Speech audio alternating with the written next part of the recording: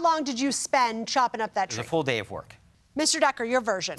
That's very incorrect. He showed up and told me he had something going on later that day with his child. He was there for about an hour. He threw a couple of the logs over the fence. He said he was going to use them for firewood. He apologized for what was going on, and he left. He goes, I'm out of here. He did not stay. That's completely untrue. Mr. Renato, when you heard that this, or saw that the tree branch had fallen, from your perspective, what happened next? Tried to talk with him, but he was just coming down. He come running down the hill, yelling at me. Yelling at you about the tree? Yeah, Was this a lot of damage from your perspective, the tree branch having fallen? I don't think so, no. How much, in your experience, Sean, would it have cost if Mr. Decker had been able to reach someone to take care of all of the work? The work I did, that Yes. was cutting the branch, probably $500. Mr. Decker, from your perspective, all of the work that was done, whether by you or by Sean, to clean up the fallen branch, how much do you think it would have cost in your Well, experience? I have one person right here. It's an estimate. And one thing I'd like to say is a roll-off container for green waste is $1,200. That's for up to 3 tons, and that's about how much that tree was. The main issue of contention, the most significant financial issue here is these palm trees. Do you run a nursery? Yes, I do. Okay, and how long have you been doing that?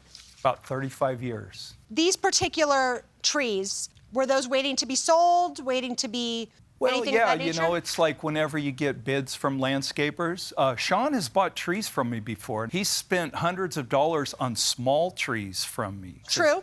Yes, The- absolutely. Yeah. These were actually 36 boxes, but were 48 box size trees. The reason a lot of my trees are overgrown because during the pandemic also, you can't get boxes. You can't get labor.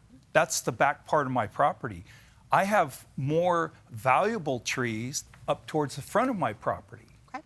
I'll be honest, you know, queen palm's like one of the low-end palms. So they're not, you know, like... They wouldn't be a front of the property tree. Correct. I think Sean would agree with you that they weren't the, I they absolutely weren't the agree nice that ones. they're low in value. But Okay. I think we're going to get into a dispute about the exact value, and I am going to let Judge Corriero pick up with that. Mr. Decker, you've dealt with Sean before. Has he ever been disingenuous with you and dishonest with you? No, actually, the time that we did some business together, he came over, we walked the property, and he told me, he said, I have family that own that property over there.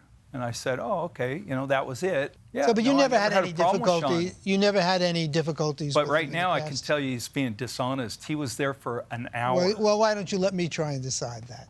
Sean, how did you get there to the property? We don't live far. Well, but who notified you to? Sam did. He called you. Yes. He had a conversation with you. Yes. What was the conversation? The tree fell, and I need your help removing the branch.